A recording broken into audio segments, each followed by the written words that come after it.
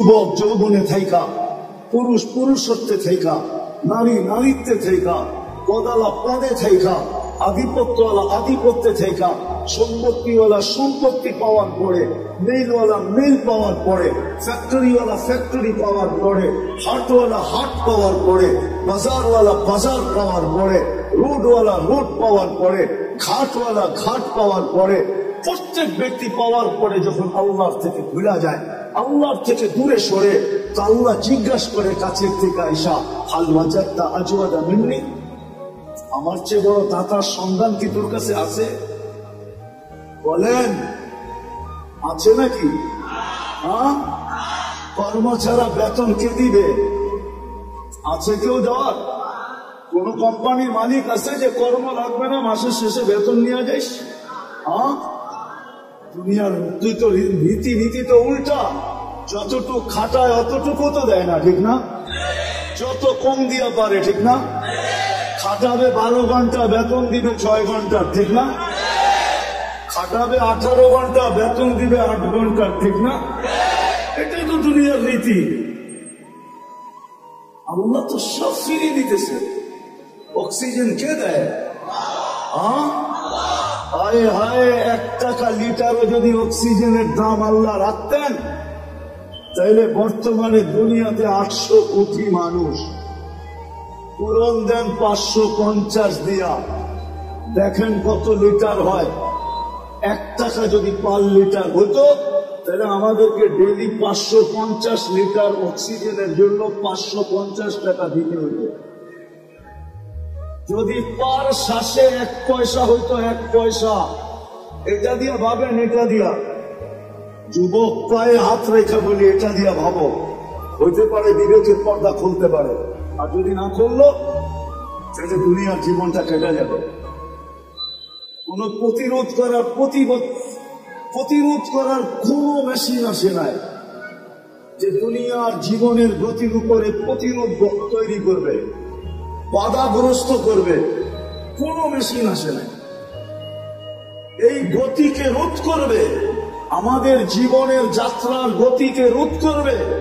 আপনি বসে আছেন, যাত্রা কিন্তু চলমান। আপনি ঘুমায় আছেন, যাত্রা কিন্তু চলমান। আপনি বেহুশ আছেন, তারপরও যাত্রা চলমান। আখিরাতের যাত্রা কিন্তু থাইমা নাই। দুনিয়ায় কোনো মেশিন আসে নাই যে প্রতিরোধ করবে, কোন পাওয়ার ব্যাংক আসে নাই ধরে রেখা দিবে। বিদ্যুৎ ধরে রাখা যায়, জীবন ধরে রাখা যায় না, কেটে যাবে এটা। এই জন্য একটু ভালো মতে বুঝি, ভালো মতে বুঝি। শ্বাসের উপরে যদি বিল ধরতেন, তাইলে 1 পয়সা, 1 শ্বাস 1 পয়সা, তাইলে ডেলি 1600 টাকা বিল দিতে হইবে। 1600 টাকা, বিশ্বাস হয় না?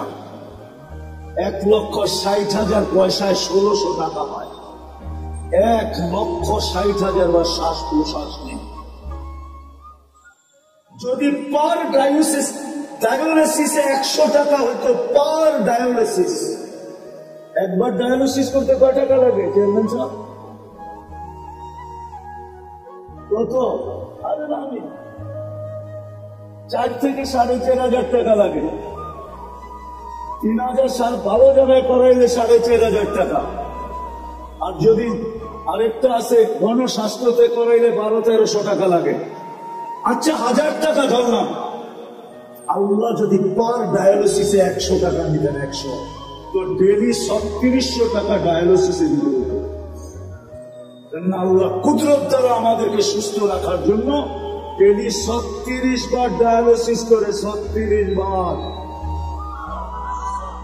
একটা প্রযুক্তি বলতেছি, একটা প্রযুক্তি। এই ময়দান যথেষ্ট হতো না যদি একটা প্রযুক্তি লাগানো হতো। একটা প্রযুক্তি যেটা আমাদের শরীরের ভিতরে চলমান।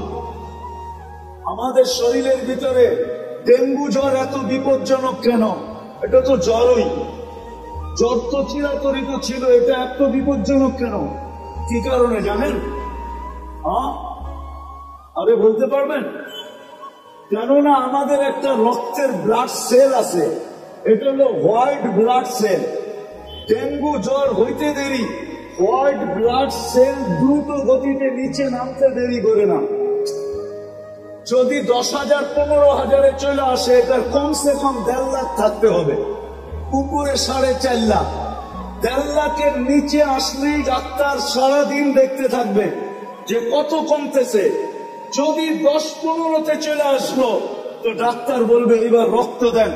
যদি রক্ত দিয়ে উপরে না উঠলো তো ডাক্তারও হাত দিয়ে বসে যাবে যে মনে হয় আর বাঁচানো যাবে না। এরকম 2টা ব্লাড সেল আছে আমাদের শরীরে, একটা হলো হোয়াইট, একটা হলো রেড। একটাকে বলে লাল, একটাকে বলে সাদা। এই 2টাকে কন্ট্রোল করার জন্য যদি প্রযুক্তি ব্যবহার হতো তাহলে এই ময়দান ভরা মেশিন লাগতো। আল্লাহ ওটা কুদরত দিয়ে ঠিক রাখেন। হায় হায় হায়, আপনি তো জানেন না এটার ভিতরে কি খেলা খেলতেছেন।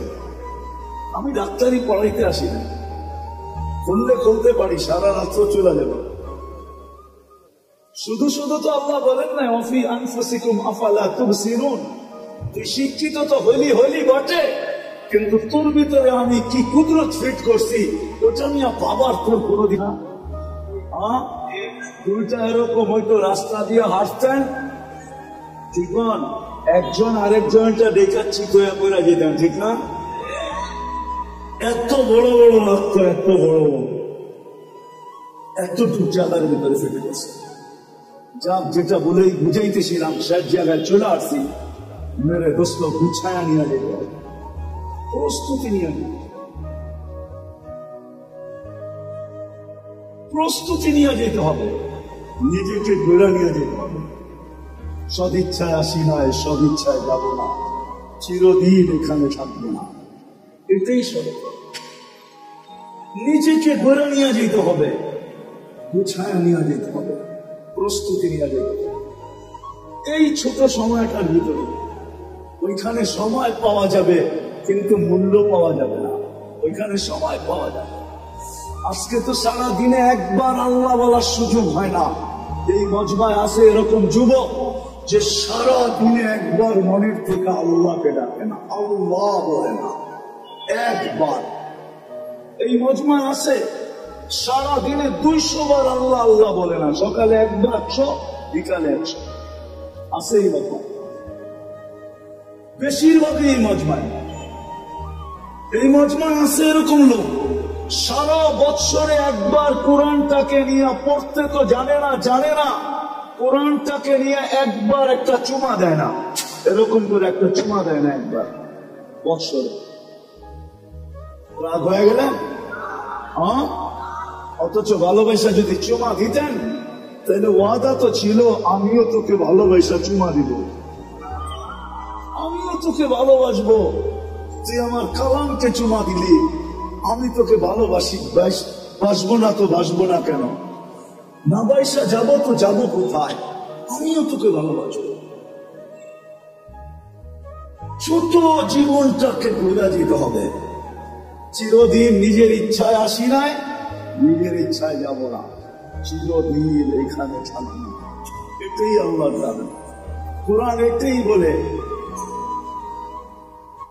আতিউল্লাহ, কোরআন এটাই বলে আল্লাহকে মানো, জীবনটা ঘুরে আসো। কোরআনের দাবি এটাই, জীবন করা, প্রস্তুতি নেওয়া, চলে যেতে হবে। কিন্তু আরেকটা কথাও বলে দিই, সন্দেহ মানুষ থাকতে পারে যে মনে হয় দুনিয়ার কিছু ওইখানে, দুনিয়া টাকা পয়সা চলুক আর না চলুক সম্পর্ক মনে হয় চলবে। ওরকম লোকের সাথে সম্পর্ক হলে চলবে, কিন্তু বাকি অন্য কোনো সম্পর্ক চলবে না। ওরকম লোকের সাথে যদি সম্পর্ক হয়, নিয়ে যেতেছি আমি, নাইলে চলবে, নাইলে চলবে না। যদি বংশ চলতো তাহলে আবু তালেবের জন্যই চলতো, যদি সম্পর্ক চলতো তাহলে আবু তালেবের জন্যই চলতো। কিন্তু এটা চলবে, প্রস্তুতির সাথে চলবে, প্রস্তুতিহীন চলবে না।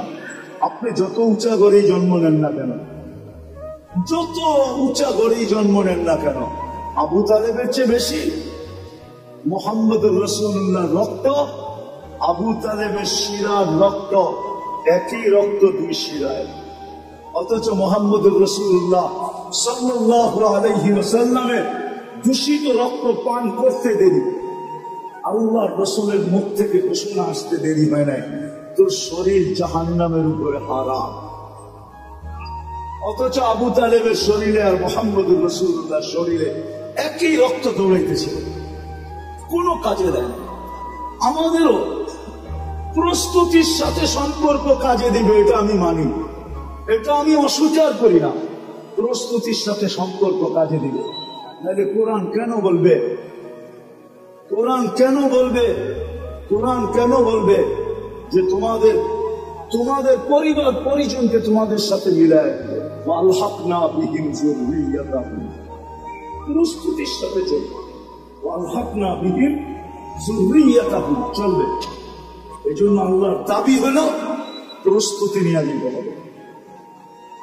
রাজি? হ্যাঁ ইনশাআল্লাহ, না মনের থেকে না মুখের থেকে? প্রতিজ্ঞা? বিলকুল। দেখি কে কে প্রস্তুতি নিতে রাজি। আল্লাহ কবুল করো আমার। কিন্তু একটা প্রশ্ন হতে পারে, আল্লাহ আপনি বলতেছেন আপনাকে মানার দ্বারা প্রস্তুতি নিব, কিন্তু আপনাকে মানবো তো মানবো কি করে?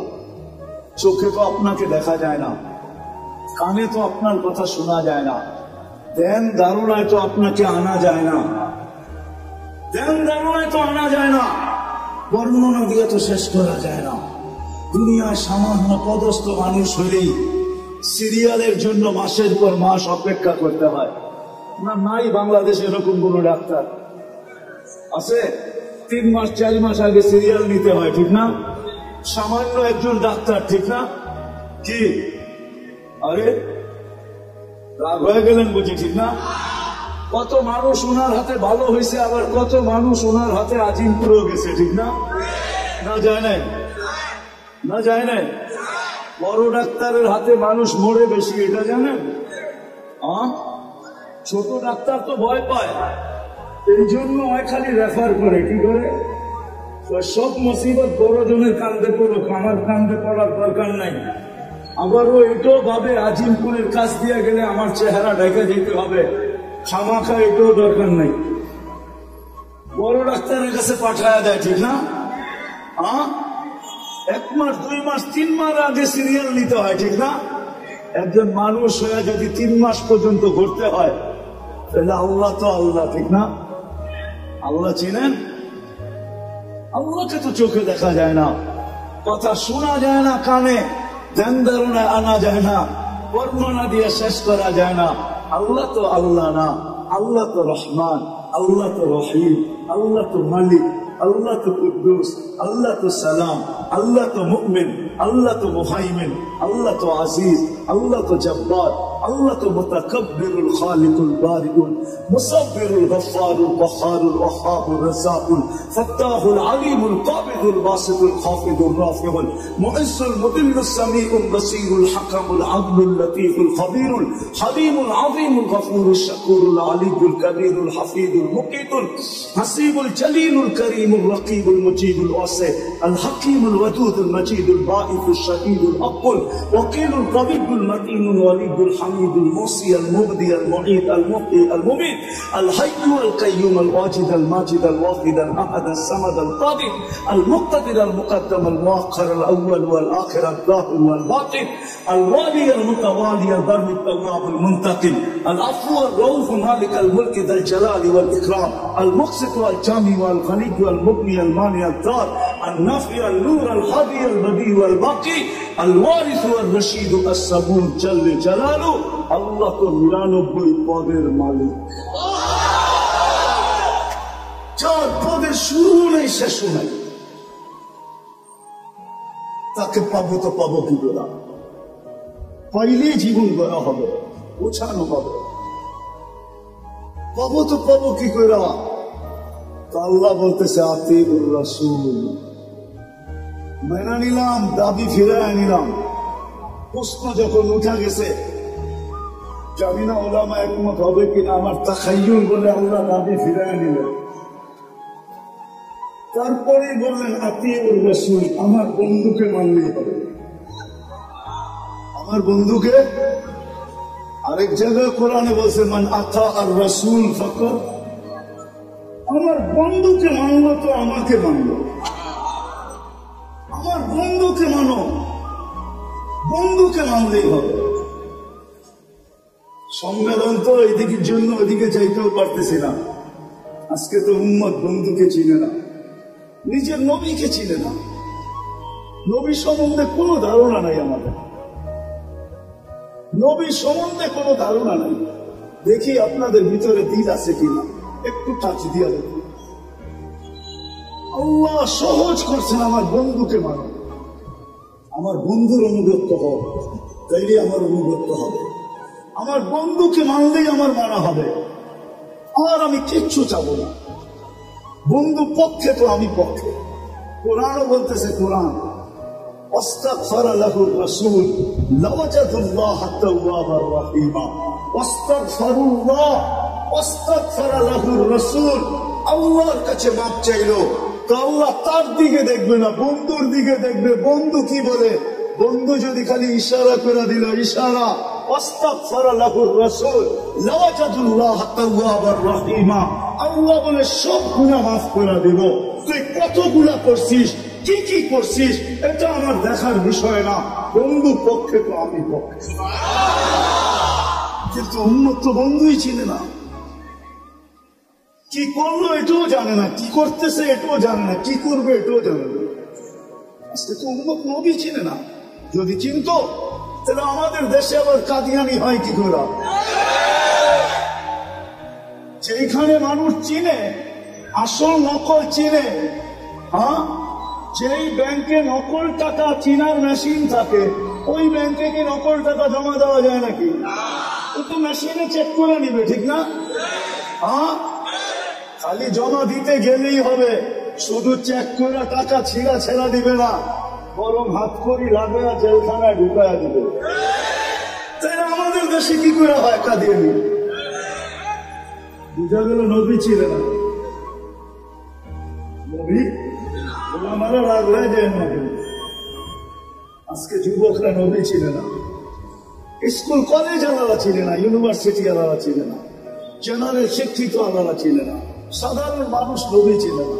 নবী কি করলো এটা জানে না, মামুনরা ছিল না। নাইলে ওই ফাঁদে পা দেয় তো দেখে। বরং এটা হতো, তাও তো আমাদের দেশের না, ইম্পোর্টেড জিনিস। কি ইনপুট করা বাহিরের জিনিস, ঠিক না? কাদিয়ান কি আমাদের দেশে নাকি? এটা তো পাঞ্জাবে। এই দেশে এসে জায়গা নিল কি করে? আমরা চিনি না দেখা জায়গা নেওয়ার সুযোগ পাইছে। যদি চিনত তাহলে প্রথম যেই ব্যক্তির কাছে আসছিল ওই চিতা পিটা করে ভিসা ছাড়া বর্ডারের ওই পারে দিয়ে আসতো। আমাদের উম্মত চিনে না নবীকে, অথচ আল্লাহ তো বলতেছে আমি আমার দাবি ফিরত নিলাম, আমার বন্ধুকে মানলেই হবে। বন্ধুকে মাইনা দেখাও। আর আমরা তো আল্লাহর বন্ধুকে চিনি না, কার উম্মত হলাম এটাও জানি না। আয় উম্মতে মোহাম্মদী, সমগ্র মানব জাতির মাথায় মুকুট একটা। কয়টা? কয়টা? কয়টা? ওয়ালাকাদ কাররামনা বনি আদম, শ্রেষ্ঠত্বের একটা মুকুট। আমাদের মাথায় মুকুট কয়েকটা, কয়েকটা, একটা না। শুধু উম্মতে মুহাম্মদী হতে পারার কারণে প্রথম মুকুট ওয়ালাকাদ কাররামনা বনি আদম, মানুষ হিসাবে একটা মুকুট। দ্বিতীয়, আমাদের মাথায় আরেকটা মুকুট, কুনতুম খায়রা উম্মাহ, তোমাদের চেয়ে উত্তম উম্মত নাই। এটা হলো দ্বিতীয় মুকুট। তৃতীয় আরেকটা মুকুট, ওয়াজতাবাকুম, আমি তোমাদেরকে কুদরতি হাত দিয়া নির্বাচিত করছি। এটা আরেকটা মুকুট। আরেকটা দেখাবো, আরেকটাও দেখাই।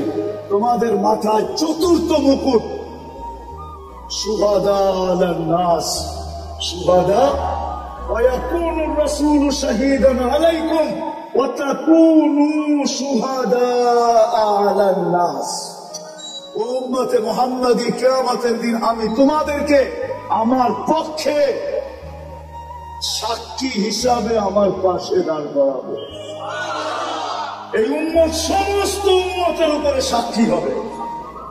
বলেন সাক্ষী আর আসামি এক জায়গায় দাঁড়ায়, তাইলে বুঝা গেল আমরা কিয়ামতের মাঠে ইনশাআল্লাহ দাঁড়াবো না, আমরা তো আল্লাহর পাশে দাঁড়াবো। জালালউদ্দিন সুয়ুতী রহমতুল্লাহ আলাইহি লেখছেন, আমরা আরশের পাশে স্টেজ হবে, স্টেজ, আমরা ওই স্টেজে দাঁড়াবো। অনেক সময় পার হয়ে যাবে যদি আমি মুকুট দেখাইতে থাকি আপনাদের। উম্মত হওয়ার কারণে যে মুকুট দিচ্ছে, দেখি আজকে দিলের ভিতরে দিল আছে কিনা।